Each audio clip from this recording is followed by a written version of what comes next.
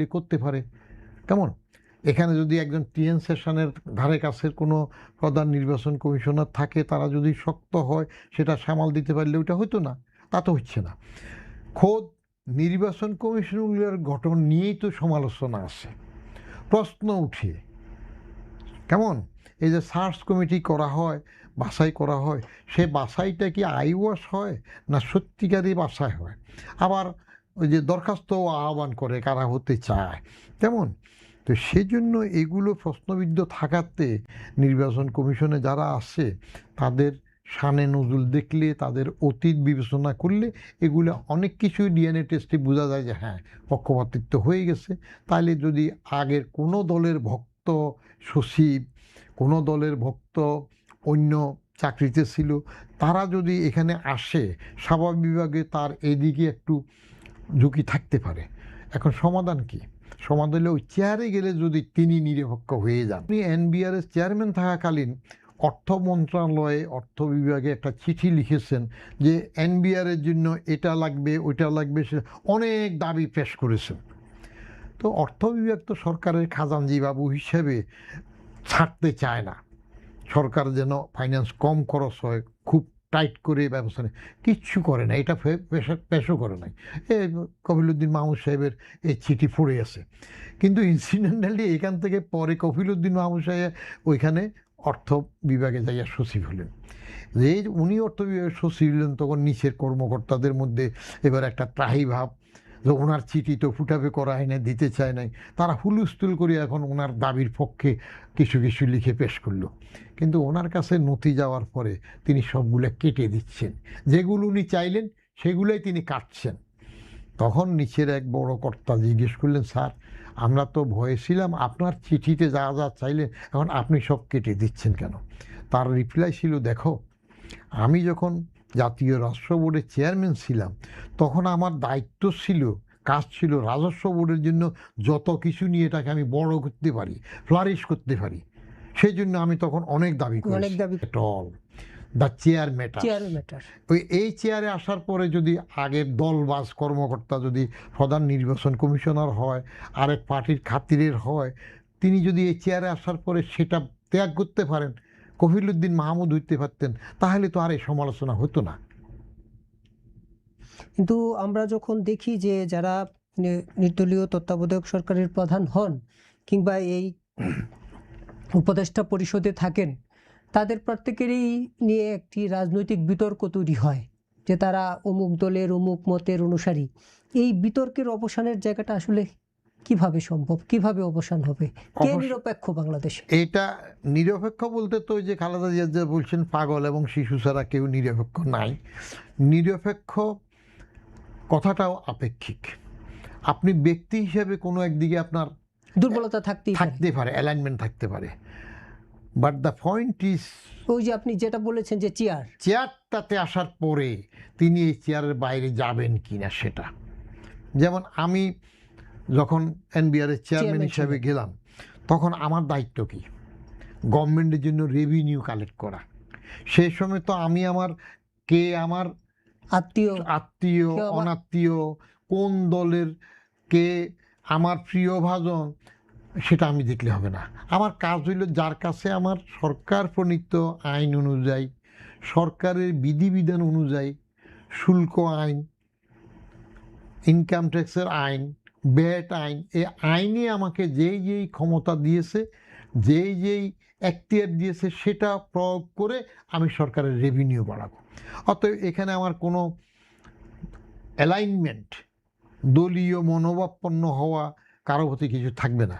কিন্তু সেটাও তো সরকার অ্যালাউ করে না। আমি যখন ওটা করা শুরু করলাম, এবং ওটা শুরু করতে গিয়ে আমি খোদ প্রাক্তন প্রধানমন্ত্রীর থেকে অপদর্শিত ট্যাক্স না দেওয়া ট্যাক্স নিলাম, 12 বার বাজেট দেয়া অর্থমন্ত্রীর থেকে ট্যাক্স নিলাম, কেমন, শুধু প্রেসিডেন্ট হওয়া বাকি, আর সব পদে গিয়েছেন তার থেকে নিলাম। তো তাহলে আমাকে বদলি করলো কেন? তাও তো সরকারের পছন্দ হয় না কোনো প্রভাবশালী মহলে, কেমন।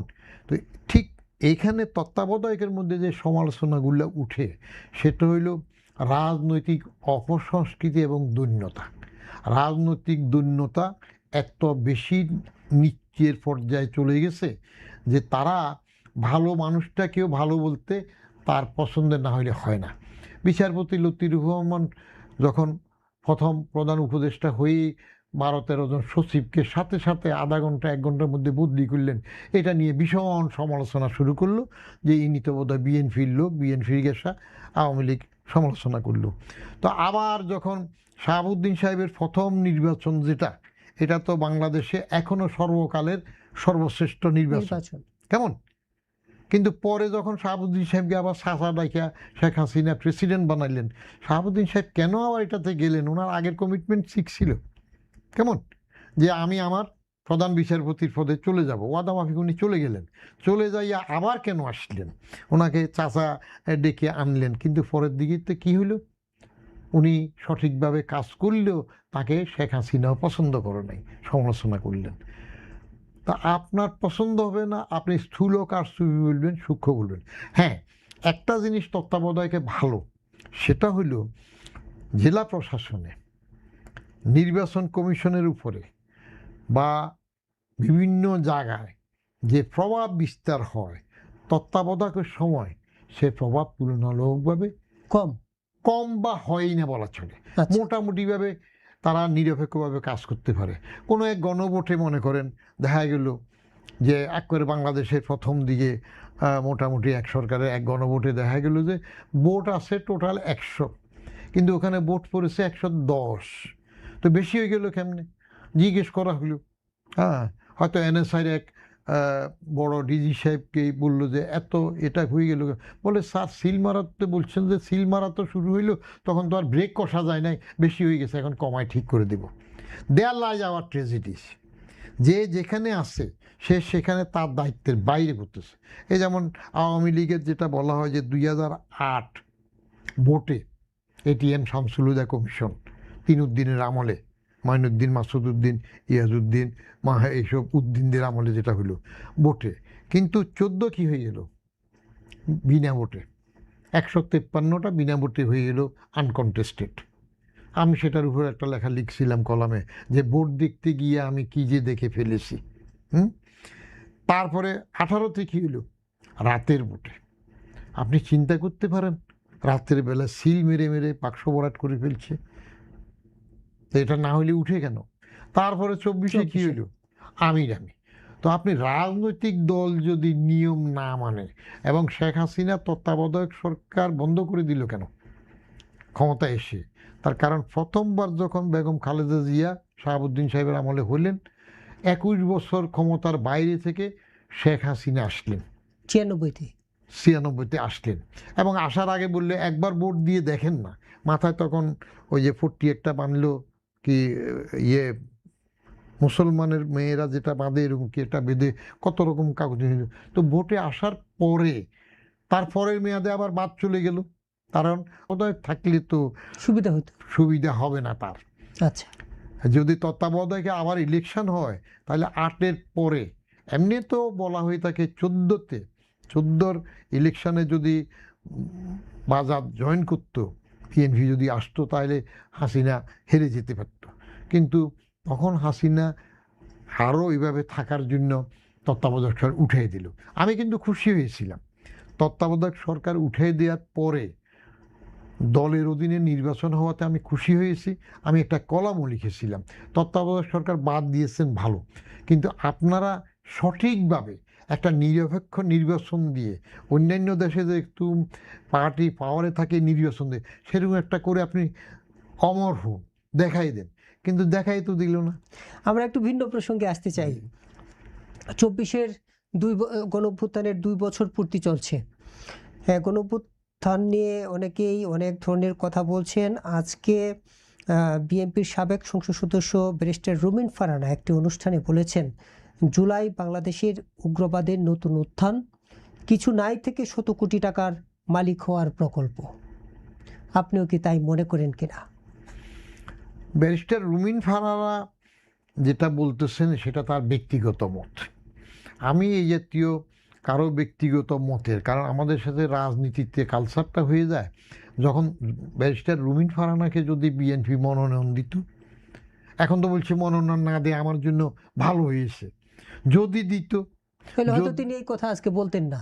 যদি দিত, যদি এখানে উনি মন্ত্রী হইতে পারতেন, তাহলে এরকম কথা বলতেন কিনা সন্দেহ আছে। কারণ আমরা দেখি না, এই যে আমাদের রাজনীতিবিদরা স্ত্রী যেমন অনেক সময় স্বামী বদলায়, একটাকে বাদ দেয়, স্বামী যেমন অনেক সময় স্ত্রী বদলায়, আমাদের রাজনীতিকরা দীর্ঘদিন এক দলে থাকার পরে পান থেকে চুন খসলে বিশ্বস্ততার সহিত ওই দলে থাকে না। হুম এই যে আমাদের এই যে একজন মান্না আছেন, আওয়ামী লীগের বড় নেতা ছিলেন, মাহমুদুর রহমান মান্না। মাহমুদুর রহমান মান্না। আমি মাঝে মাঝে বলি মান্নার কান্না নহে ইরা না হয় ভান্না। তো উনি দল বদলাইয়া নিজে দল খুললেন, এভাবে আসলেন, অন্যেরা আসলেন। এখন যারা এইবার বিএনপি যাদেরকে নিল, শেখ হাসিনাকে আমি একটা লেখায় পরামর্শ দিয়েছিলাম 24-এর ইলেকশনের আগে, যে এইভাবে এইভাবে বন্টক করে দেন, এরে এতটা দেন, ওরে এতটা দেন, যেগুলা গলাবাজি করতেছে আপনি সিম্পল মেজরিটি 160-70টা থাকলেই হবে। রব আর তানিয়া রবরে কয়টা দিবেন, তারপরে যে অন্য দলের এরা আছে তারা কয়টা দিবেন, বাক করে দিয়ে দেন, তাহলে দেখবেন যে আর ঝামেলা হবে না। কিন্তু গৌণ করতে যাইয়া সব নিজে আসতে যাই করলো। এইবার বাজাত কিন্তু সেই টেকনিকটা কাজে লাগিয়েছে। যারা মাঠে গলাবাজি করতেছে, গণ অধিকার পরিষদের কি একজন আছে না, এখন মন্ত্রী হয়ে গেল, নূর। নূর, বিপি নূর, কেমন, তারপর একজন জুনায়েদ সাকি মাঠ গরম করে ফেলে, হ্যাঁ, একটা কিছু হয়ে গেল না। তারপরে ক্যাডার, টকশো ক্যাডার, বকবকানি, ফেসাল কেসাল, এখানে একজন গলাবাজি করতো না, তিনিও একটা পদ পেয়ে গেলেন। তো বাজাদ এবার ট্যাকপুলে যেগুলো এরকম গলাবাজি করে, বাইরে হইয়াল্লা করে, যে নিজে একা দাঁড়াইলে কোনো ভোটে পাবে না, টিকবে না, একজন না, এই তথাকথিত জোট করে টোরে তাদের কাছে নিয়ে এগুলো নিল, একটা স্টেবল গভর্নমেন্ট নিয়ে আসলো, কেমন। আর আমি ব্যক্তিগতভাবে বলি, জোটটা যদি উঠে দিতে পারেন তাহলে আরও ভালো। কারণ জোটের বানান তো আমার বাচ্চা একটারে বলছি, সে বানান করছে GOAT, আচ্ছা। সে ইংরেজিতে জোটের বানান করছে GOAT। এখন GOAT তো আরেকটা অর্থ হয়, যেটা আমরা সবসময় শিখে আসছি। জোট উঠাই দেন, তাহলে দেখবেন যে একজন না দুইজন না দল, এগুলা এমনিই মরে যাবে। শক্তি থাকলে নিজেরটাতে নিজে হোক। মানে এই একজন না দুজন না দল যেটার কথা আপনারা বলছেন, তাদের মুখ বন্ধ করার জন্য কি এই জোটের সংস্কৃতি? হ্যাঁ, তাদেরকে আনতে হবে, করতে হবে। এই জোটের সংস্কৃতি হওয়াটাই তো, এই যে জুলাই বিপ্লবের টকববে তরুণ, এরা কোথায় চলে গেল? 71-এর সেই জামাতের পকেটে চাল চলে গেল, কেমন। ওরা ওদের ভোট করতো, হারলে হারতো, জিতলে জিততো, সাহস হইতো। তো ওই ক্ষমতা আসার জন্য অস্থির। ওদের ওখানের মধ্যে একজন চিফ হুইপ হইল না, কে? নাহিদ ইসলাম। নাহিদ ইসলাম চিফ হুইপ, বয়স কত? আর বাজাদের চিফ হুইপ নুরুল ইসলাম মনি, বয়স কত? কি রেজাল্ট? নুরুল ইসলাম মনির রেজাল্ট জানেন তো কতবার হইতেছে? 2বার তো নিজে স্বতন্ত্র হয়ে নির্বাচিত হইলে, পরে দলে আসলো, আচ্ছা। Brilliant result. তাইলে একজন পাকতে পাকতে সিজন হয়ে আসলো, আর একজন যাত্রাতেই ক্ষমতার জন্য অস্থির হয়ে গেল। এবং তারা ক্ষমতাতে আসলো যেহেতু তারা ইউনূসের নিয়োগকর্তা, ইউনূস নিজে বলছে যে ছাত্ররা আমার নিয়োগকারী।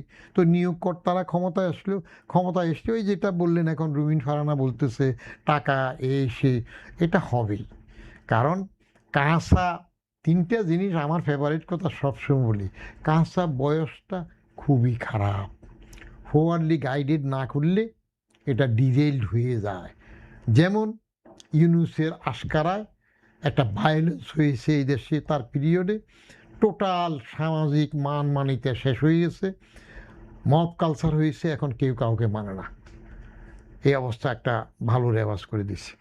আরেকটা হইল কাঁচা অর্থ, এইটার আলোচনা সমালোচনায় থাকে, তো এটা সামাল দেয়া কঠিন। আর কাঁচা তরকারি তো তাড়াতাড়ি না রানলে পৌঁছে যাবে। কিন্তু ওই রবীন্দ্রনাথের ওই কাঁচাটা আমরা এদের থেকে আশা করছিলাম, যে ওরে সবুজ, ওরে অবুজ, ওরে আমার কাঁচা, কাঁচা। আদমরাদের ঘামেরে তুই বাঁচা। আমি কিন্তু এই জানাফা জাতীয় নাগরিক পার্টি, এরা যেদিন হয় 28শে ফেব্রুয়ারি পার্টি হয় মানিক মিয়া এভিনিউতে, আমি কিন্তু সভা শুরুর আরও আধা ঘন্টা আগে সেখানে গিয়েছি, আচ্ছা। এবং সভা শেষ হওয়ার পরেও আরও আধা ঘন্টা ছিলাম। মানিক মিয়া এভিনিউর পূব পাশে একবারে ফার্ম গেট পর্যন্ত হেঁটে দেখেছি, উত্তর দিকে ক্রিসেন্ট লেকের মাথা পর্যন্ত গিয়ে দেখেছি। এইজ গ্রুপের মধ্যে 40+ এইজ গ্রুপের লোক 5%ও পাই নাই। আচ্ছা। সবগুলাই ইয়াং যা ছিল, তাহলে এরা কত বড় একটা শক্তি হইতে পারত।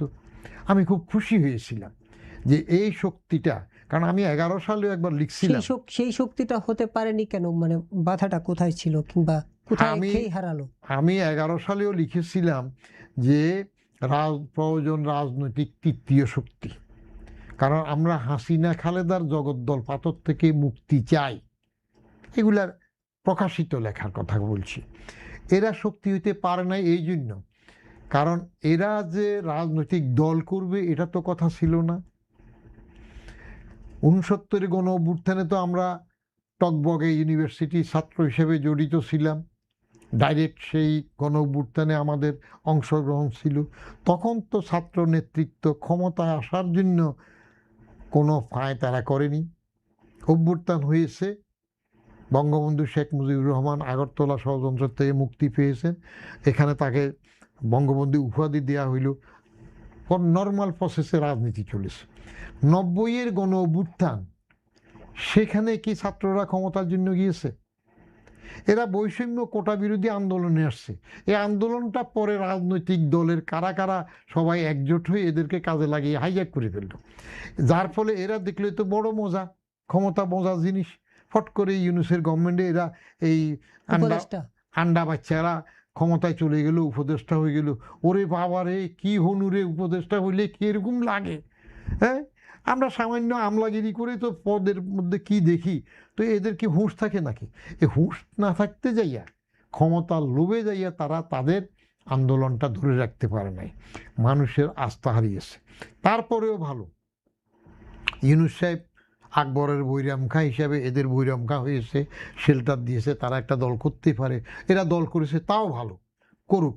কিন্তু হঠাৎ করে তারা এই সাথে সাথে এইবারে ক্ষমতায় চলে আসতে হবে এই জন্য যে ওই 71-এর সেই সমালোচিত ঘৃণিত জামাতের সাথে চলে গেছে ক্ষমতায় আসার জন্য, এটা দিয়ে তারা নিজেদেরকে আরেকবার মারল।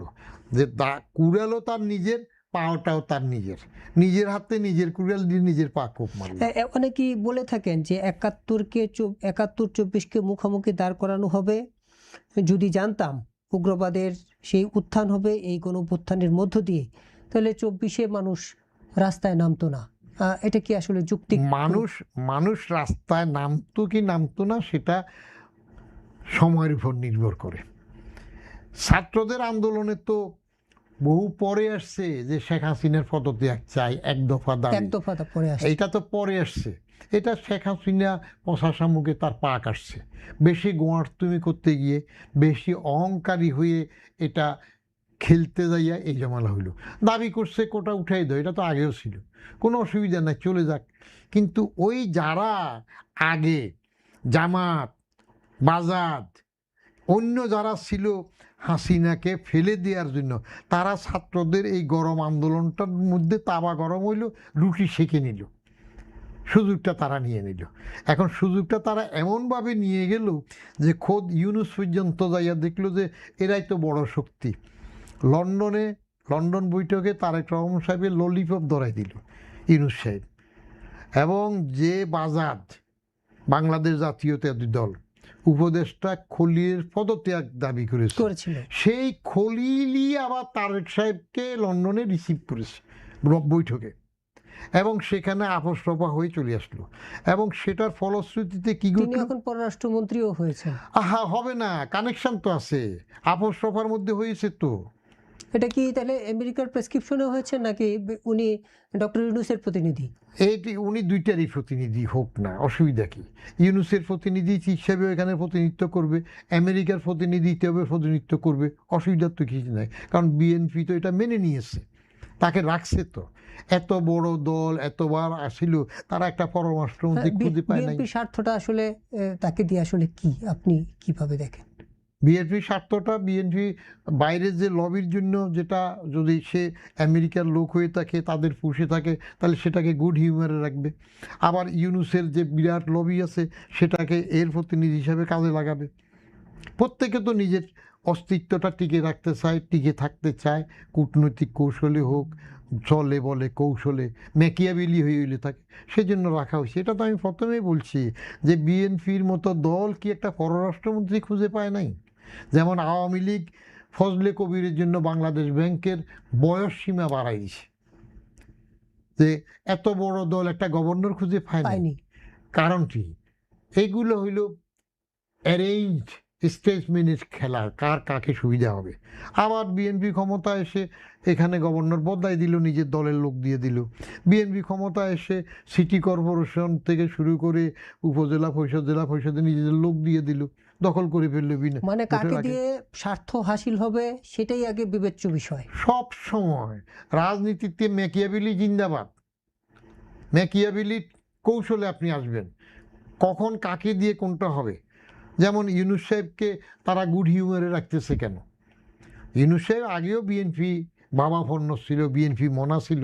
আমি 11 কি 12 সালে ইউনূস সাহেবের উপর আমার 4-5টা লেখা আছে। সে সময় একটা লিখছিলাম যে আপনি এইভাবে না বলে বিএনপিতে জয়েন করলেই তো পারেন। তার শখ ছিল, আসছে, হয়েছে, কিন্তু দেশটাকে নামাই গেছে, স্ট্যান্ডার্ড শেষ করে গেছে, একটা ভায়োলেন্সের কালচার সৃষ্টি করে দিয়েছে, মানমানিতা নাই। এখন যে কোনো রাজনীতিতে আপনি খেল দেখবেন, যখন যাকে দরকার যেভাবে নিয়ে খেলা হয় তাকে নিয়ে খেলবে, কারণ রাজনীতির নীতিটাই হইল বাজ পাখির নীতি। আপনাকে আরেকটু গণঅভ্যুত্থান নিয়ে আলোচনা। গণঅভ্যুত্থানের 2 বছর কতটুকু স্বপ্ন পূরণ হলো? আমরা দেখি যে সাধারণত গুটি কয়েকজনেই গণঅভ্যুত্থানের নেতৃত্ব নিয়ে সামনের সারিতে আছে, বাকিদের মুখ এখন একেবারেই অচেনা। তাহলে এই কয়েকজনের কাছে কোন আপনার একটা গল্প বলি, এনজয় করবেন। রাস্তার মোড়ে মোড়ে ভিক্ষা করে বাটি হাতে। তো ও শুনছে ওই দেশের রাজা বড় দয়ালু, আচ্ছা, যে যেটা চায় সেটা দিয়ে দে। এই তো রাজার দর্শনের জন্য সে প্রত্যেক দিন খালি মোড় বদলায়, রাস্তার মোড় বদলায়, কিন্তু রাজা কোনখান দিয়ে যায় সে আসে না। অবশেষে 10-12 বছর রাস্তার মোড় বদলানোর পরে হঠাৎ করে দেখে যে রাজা আসতেছে, খটখট খটখট আওয়াজ, রাজবহর আসতেছে। সে হাত উঠাইল, ভিখারি। থামলো রাজা, কি চাই? ও তো বুঝে না রাজা আসলে কি চাইবে। জীবনে 1 স্বর্ণ মুদ্রাও সে পায় নাই কোনোদিন ভিক্ষা হিসাবে, কিন্তু তার মনে হইল ওই আরেকজন তারে ভিক্ষা দেওয়ার সময় বলছিল যে 10,000 স্বর্ণ মুদ্রা হইলে সে গাড়ি বাড়ি সব কিছুর মালিক হবে। ওই যে শুনছে আরেকজন থেকে, সে ফট করে রাজারে বললে 10,000 স্বর্ণ মুদ্রা দেন আমারে। রাজা তাজ্জব হয়ে গেল, একটা ভিখারি 1 স্বর্ণ মুদ্রা পায় না, যেখানে 10,000 স্বর্ণ মুদ্রা চাইল। বলে কি করবা? হুজুর, তাহলে আমার গাড়ি বাড়ি সব হয়ে যাবে, আমার আর ভিক্ষা করা লাগবে না। রাজা পাশের লোকরে বললো, যাও 10,000 স্বর্ণ মুদ্রা তারে দিয়ে দিল। দিয়ে দেওয়ার পরে এর মনে হইল, আল্লাহ 10,000 স্বর্ণ মুদ্রা রাজা দিয়ে দিল, তো তাহলে রাজার গোড়াটা চাইলাম না কেন? কারণ আমার তো অভ্যাস ভিক্ষা করার, তাহলে রাজার এই বড় ঘোড়া করে আমি একটু ভিক্ষা করতে পারতাম। তো আবার হাত তুলল, হুজুর কি? বলে যে হুজুর, আমার অভ্যাস তো ভিক্ষা করা, আপনার এই ঘোড়াটা যদি আমার দিতেন, এটা তো কয়েক স্বর্ণ মুদ্রা, তাহলে আমি এই ঘোড়ায় সরি ভিক্ষা করতাম। রাজা তার হাতে চাবুকটা তার পাছায় 2টা বাড়ি দিয়ে চলে গেল। এরা যখন আন্দোলন করছে, তারা কি এরকম ক্ষমতায় আসবে, উপদেষ্টা হবে, রাজনৈতিক অভিলাষে আন্দোলন করেছিল? নেভার। কিন্তু যেই তারা সাকসেসফুল হয়ে গেল, 6 তারিখে ঢাকা আসবে বলল, তাবা গরম হয়ে গেল, ফিটার হাঁসটা সব যাদের অর্থায়ন সহ এই দেশে যেটা ঘটে সবগুলা তৈরি হয়ে গেল, জামাতি টামাতি শিবির টিভি সব। তখন তারা দেখলো যে the battle of Waterloo was lost for 5 minutes. তাবা যেহেতু গরম হয়েছে, একদিন আগায় ফেললো, রুটি সেঁকে ফেললো। তারা তো ক্ষমতায় আসবে এটা প্ল্যান করে নাই, কোনো নিয়ম নীতি চিন্তা করে নাই, কিন্তু যেই সুযোগ আসলো তখন ভাবলো যে তাহলে আমরা এই সুযোগ নিই, এইবার ওই উপদেষ্টা হবে 2-3 জন, সেখানে যাবে, এই করবে সেই করবে। They themselves did not get them ready for politics. সে গ্রুমিংটা হওয়ার আগে এটা হয়েছে, যার ফলে তাদের মধ্যে ডিভিশন হচ্ছে। কিছু উপরে চলে আসছে, ক্ষমতা ছিল, তারা নিজের আখের গুছাচ্ছে, যেসব সমালোচনা হচ্ছে। আর বাকিরা বলল এটা তো কথা ছিল না, তাদের মধ্যে বিভাজন হচ্ছে। এখন এক শ্রেণী তারা থাকবে যে যেহেতু একবার হয়ে গেছে, এবং যাত্রাতেই বাচ্চাতেই বিরোধী দলের সিভিপ হয়ে গেছে একজন, অন্যরাও এরকম কিছুতে এসে গেছে, অনেকে এমপি হয়েছে, এটা জামাতের মধ্যে ঢুকছে তারা এই কারণেই, তো নিজের ভোটে তো হইতে পারবে না, জামাতের সাপোর্টে আসলে ওই জোটে গেলে তারা একটু পদে আসবে। তো এখন পদে যখন কিছুতে তারা এসে তাহলে গেছে, কি তাদের প্রতি মানুষের আস্থাহীনতা তৈরি হয়েছে? এত জনসমর্থন, অবশ্যই এত মানুষের অবশ্যই অংশগ্রহণ, মানে অবশ্যই আস্থাহীনতা তো তৈরি হয়েছে। কারণ তারা ইন্ডিপেন্ডেন্ট ভোট করতো এবার, যেহেতু দল করছে, হারতো, কোনো অসুবিধা নাই, আরো সামনে বয়স তো অনেক। তাহলে আস্থাহীনতার টের পেয়েই তারা জামাতের ডেরায় গিয়ে আশ্রয় নিয়েছে। আমি তো তাই মনে করছি, আমার তো ক্যালকুলেশন সেটাই, আস্থাহীনতার থেকে না হইলে তারা যে সমালোচিত, ঘৃণিত, এখনো এই দেশের ৭১ যারা দেখছে, ৭১ ইতিহাস যারা পড়ছে, তারা, হ্যাঁ, জামাত দল হিসাবে খুবই ডিসিপ্লিন, ভেরি রেজিমেন্টেড, খুবই সহানুভূতিশীল, এবং এটা পারিবারিক দল নয়। আমাদের আলীবাজার দুইটা তো পারিবারিক দল, পরিবারের বাইরে তো কেউ আসতে পারে না। তো সেদিক থেকে এই জানাফা জাতীয় নাগরিক পার্টি, যারা জাফা না, আমি বলি মাঝখানে না দিয়েছে, আগে যা পরে পা জাতীয় পার্টি, মাঝখান দিয়ে এরা বললো আমরা জাফা না, আমরা জানাফা জাতীয় নাগরিক পার্টি। আচ্ছা, তো এরা নিজস্ব সত্তা নিয়ে তো একটা তৃতীয় শক্তি হতে পারত। তো এরা ওইখানে গেল, ওই বললাম না, কুড়ালো নিজের, পাও নিজের। এখন তারা টিকে থাকবে কতটুকু 5 বছর পরে আস্তে এই আস্তে এই দলের দেখা। ভবিষ্যৎ আসলে কি তাহলে? ওই তো ইউনিয়ন পরিষদে ইন্ডিপেন্ডেন্ট নির্বাচন করবে, করুক, করে কয়জন মানে আসতে স্থানীয় পারে সরকার নির্বাচন ইয়ে দিল, সবগুলা করলো না, করে মব হিসাবে তারা প্রতিষ্ঠিত হয়েছে, তো শক্তি আছে। এইবারে এইচএসসি পরীক্ষায় কত পার্সেন্ট ড্রপ হইল? 36%, মোর দেন 1/3। এটা কি মব ভায়োলেন্সের কারণেই এই প্রভাব এইটা পড়েছে? এটা আমি প্রস্তাব রেখেছি, আরেক টক শোতে বলেছি, এটা প্রত্যেকটা ইনস্টিটিউশন দেখা দরকার, যারা ড্রপ করেছে এরা কারা, কোন আমলের এসএসসির লোক এইচএসসিতে আসছে, এরা কেন ড্রপ করেছে, এটা বের হলে দেখা যাবে যে এই মবের সাথে জড়িত কতগুলি। এটাতে বরং সুবিধা হবে, জানাফা এদেরকে এখন দাওয়াত দিতে পারে, হুম, যে আওয়ামী লীগে যারা চিহ্নিত মামলা নাই তারাও জানাফাতে আসতে পারে, দাওয়াত দিয়েছে দল ভারির জন্য, এদেরকে আর দাওয়াত দিতে পারে যে বাছাধনরা এইচএসসি পরীক্ষা ড্রপ করছে, অসুবিধা কি, এসে দাও, আমাদের দলে যোগ দাও, আমরা তো মবে ওস্তাদ আছি, তোমাদেরকে ভাতা টাতার থেকে শুরু করে সব কিছু দিয়ে ঘুরবো, আমাদের দলও বাড়ি হবে, সেটা করতে পারে। নিরপেক্ষভাবে যদি এরা এবার এই নির্বাচনটা করতো, তাহলে তো তাদের কোমরে কতটুকু শক্তি, মানুষ কতটুকু তাদের ভোট দিয়ে গ্রহণ দেখা করে। যেত, দেখা যেত গ্রহণযোগ্যতা। কিন্তু তারা তো 32 নম্বর ভাঙাকে খুবই যৌক্তিক মনে করে এবং একটি প্রতিহিংসার যে চরিতার্থ 32 নম্বর ভাঙার মধ্য দিয়ে তারা দেখিয়েছে। আপনার একটা জিনিস আছে, আমি এরা এই কথা আগেও বলেছিলাম, আমার বাপ কি আমি জন্ম হয়ে চিনছি? আমার বাপটাকে, বাপকে তুই বাচ্চা শিশু সাথে সাথে জন্মের পর চিনে? মা বলেছে, ফুফু বলছে, মা খালারা সবাই বলছে, বলতে হয়েছে, আবার বাপ আমারে কোলে নিয়ে পৃথিবীর পর চাপা আব্বু আব্বু আব্বু আব্বু করছে, এটা করতে করতে আমি চিনছি এটা আমার বাপ। এটা আমার বাপ নয় প্রমাণ করতে হইলে কার সাক্ষী লাগবে? মা। মা, একমাত্র মা জানে বাবাকে। বাবাকে। এবং আফ্রিকান দেশে একটা ঘটনা ঘটেছে না, যে এক মহিলার একসাথে যমজ শিশু হইল দুইটা, একটা হোয়াইট আর একটা ব্ল্যাক। আচ্ছা, কারণটা কি? কারণ হইল পরপর একসাথে ওই মহিলার সাথে একটা কৃষ্ণাঙ্গ এবং একটা শ্বেতাঙ্গ দুইজন মিলিত হয়েছে। ইন্টারনালি তার ওভারিতে দুইটা স্পার্ম দুই জায়গায় হয়েছে, কৃষ্ণাঙ্গেরটা হয়েছে, শ্বেতাঙ্গের একটা হয়েছে। তো মা বাপ নয় বলতে গেলে তখন মার সাক্ষী লাগবে, ডিএনএ টেস্ট করতে হবে। তো আপনি যদি বাপে অস্বীকার করেন, বঙ্গবন্ধু অস্বীকার করবেন বাংলাদেশে থেকে, তাহলে ওই যে বঙ্গেতে জন্মিয়া যে হিংসে বঙ্গবাণী, সেটা, হ্যাঁ, বঙ্গবন্ধুর কড়া সমালোচনা আমি করেছি, যে 10ই জানুয়ারি 72 পর্যন্ত হি ইজ অল রাইট, তারপরেরটুকু ওনার বাকশাল করা একটা বিশেষণ হয়ে গেছে, অ্যাডজেক্টিভ হয়েছে। মীর জাফর প্রপার নাউনে নাই, মীর জাফরটা একটা বিশেষণ, তো মীর জাফরের মতো বাকশাল সেরকম হয়েছে, কেমন? তাই বলে আপনি বঙ্গবন্ধুর বাড়ি ভাঙবেন, প্রথম যেদিন 5ই অগাস্টে আপনাদের গণেশ উল্টাইল সেই সময় তো ভাঙেন নাই, পরে কেন ভাঙছেন? কেন ভাঙলো পরে? পরে কেন ভাঙছেন? কার ইন্ধনে ভাঙলেন?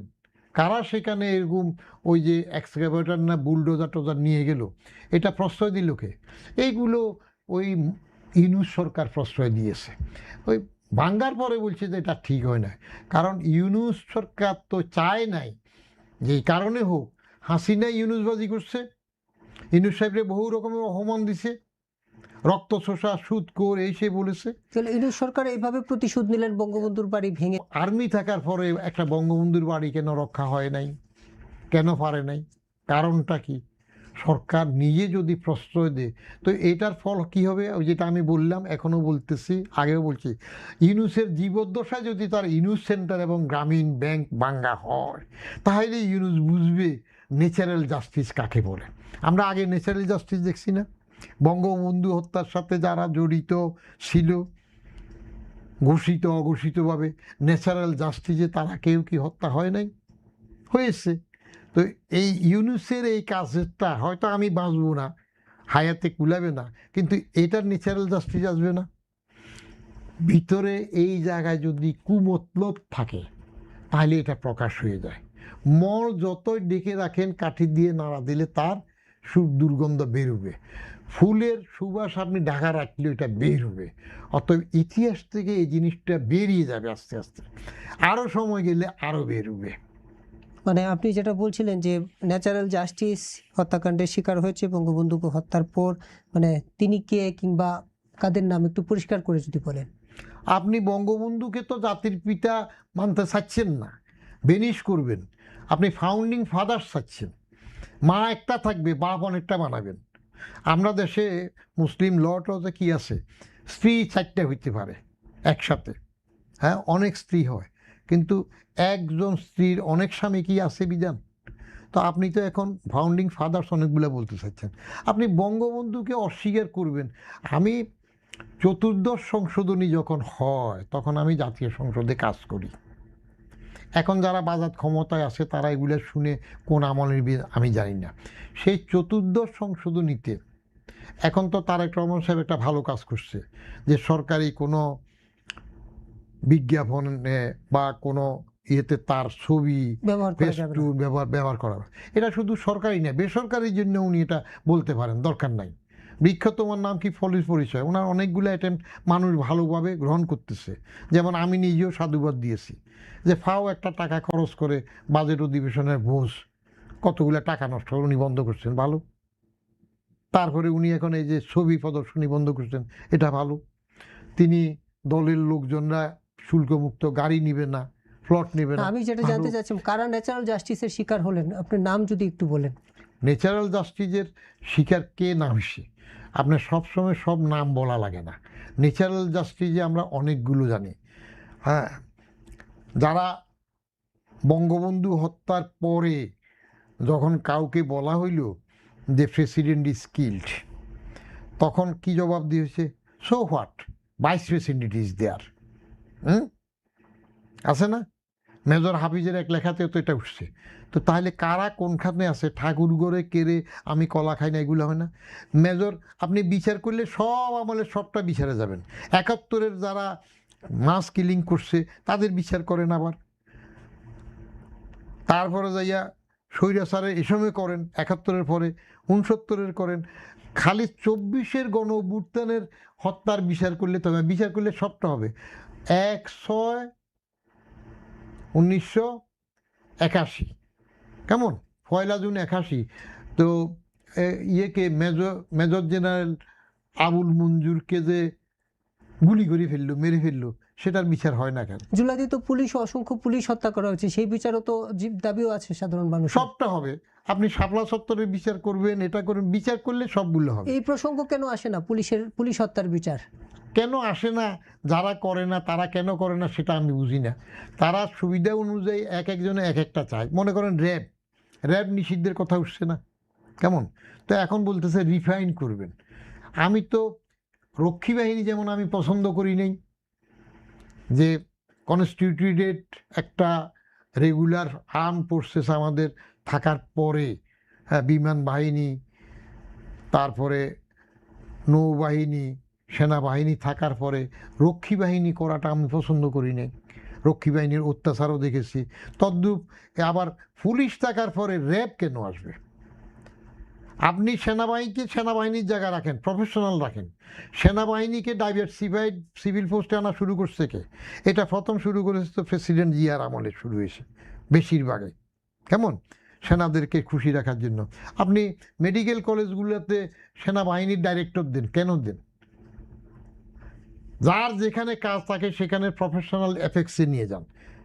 এই যে সেনাবাহিনীকে আপনি আইন শৃঙ্খলা রক্ষার জন্য মাসকে মাস বছর বছর বাইরে রাখছেন, বাঘকে বাঘের মতো থাকতে দেন, তারা খাঁচায় ঢুকাইয়ে নিয়ে মানুষের সাথে কোলাকুলি করতে দিচ্ছেন কেন?